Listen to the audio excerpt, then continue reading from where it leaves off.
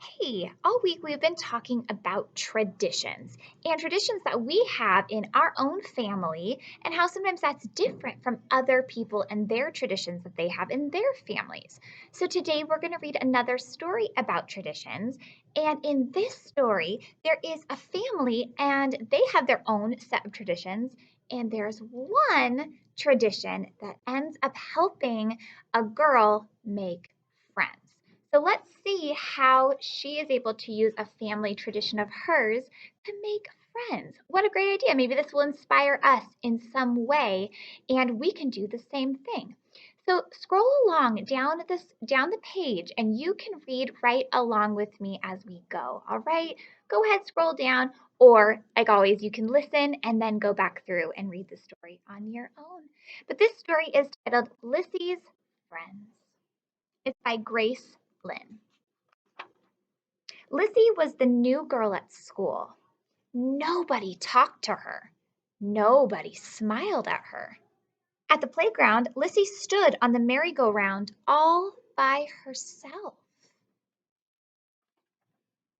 Because Lissy ate lunch alone, she was finished before lunchtime was over. Since she didn't have anything else to do, Lissy took the lunch menu in front of her and she began to fold it.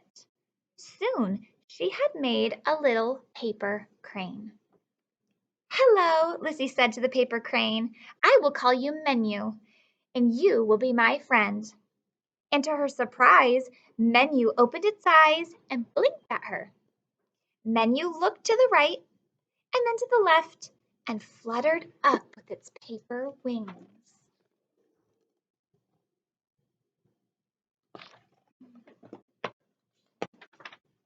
The rest of the day, Lissy smiled a little secret. She had something that made her feel a little better, didn't she? "Did you make any friends at school today?" Mommy asked when Lizzie came home. "Well," Lizzie said, patting Menu in her pocket, "I did make one friend." "Good," Mommy said. "I'm sure you'll make more friends tomorrow."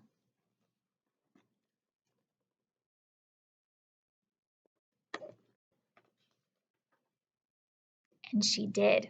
The next day, Lissy made lots of friends.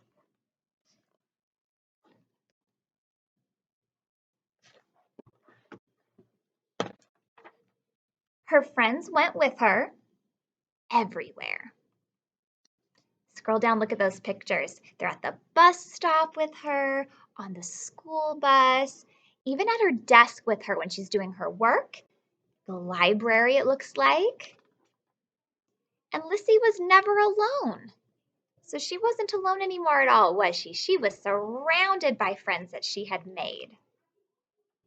One day, Lissy heard a group of kids laughing as they went down the street.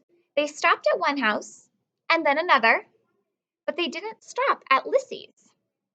"Lissy," Mom called from downstairs, "why don't you go out with your friends to the playground? I think they're all headed that way." Lissy looked at her paper friends that she had made. "Yes," she said, "let's go to the playground." Lissy led her friends down the street to the playground. "We'll ride the merry-go-round first," she told them, "and then we can all ride together." So all the paper animals crowded into the merry-go-round, and Lissy began to push it. Round and around and around Lissy pushed. She ran so hard she didn't see that her friends were having a difficult time staying on there.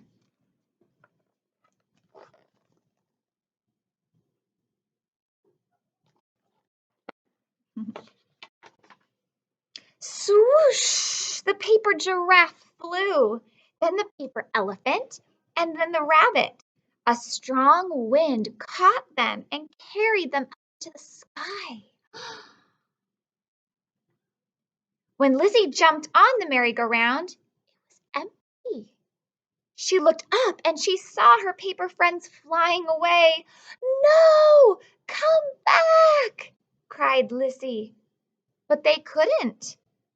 "No more friends," Lissy said, and she sat down on the merry-go-round and she covered her face with her hands. Oh, there they go, flying up.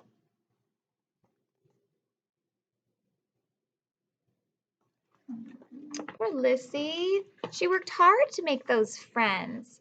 Let's make a prediction. What do we think is going to happen next? What do we think? Do we think that they're going to come back down to Lissy? Or do we think anybody else is going to help in some way?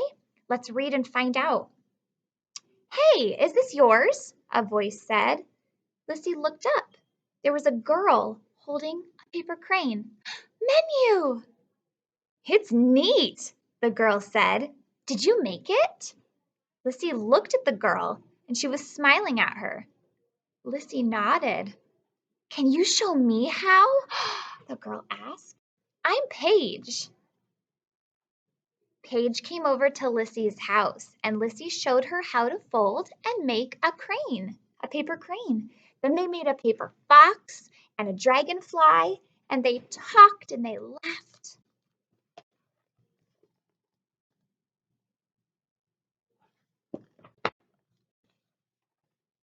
And the next day, Paige pushed Lissy on the merry-go-round with lots and lots of friends.